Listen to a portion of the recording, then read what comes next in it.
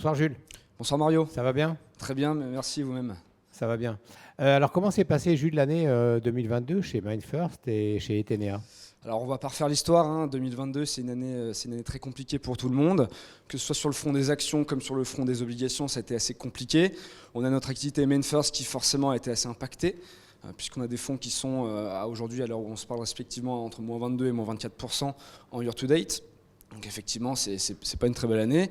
Sur le plan Etenea, donc, qui est un spécialiste de la gestion flexible, de la gestion diversifiée multi-actifs, ça s'est plutôt bien passé en relatif dans ce contexte, puisque notre fonds phare, le fonds Etenea Active, a plutôt bien résisté.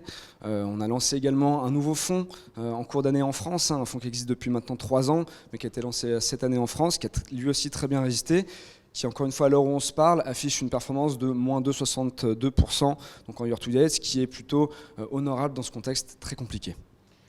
Très bien, oui. Alors qu'allez-vous mettre en avant en 2023 dans ce contexte un peu compliqué, effectivement? Alors on va continuer de mettre en avant ce fonds Esper, Esper Global Solutions, qui est un fonds long short qui va pouvoir investir sur toutes les classes d'actifs, faire de l'arbitrage justement entre classes d'actifs. Donc c'est vraiment la force de ce fonds.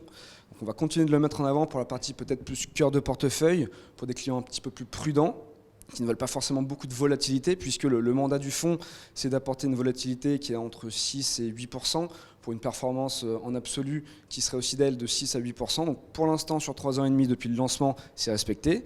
Donc on va continuer de mettre cette solution en avant, puisqu'elle est assez résiliente au final dans les portefeuilles. Et après, pour la partie un petit peu plus dynamique des allocations, on va de nouveau mettre en avant nos 2 fonds MainFirst que les CGP commencent à bien connaître aujourd'hui.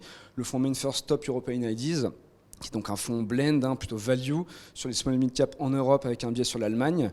On a eu un gros retard sur les small mid cap cette année, mais on s'attend néanmoins à un rebond qui va être marqué, donc plutôt sur la deuxième partie de l'année 2023. Donc on va inviter progressivement nos partenaires à repositionner leurs clients par le biais de versements programmés, notamment sur l'assurance vie, donc sur cette stratégie européenne plutôt value.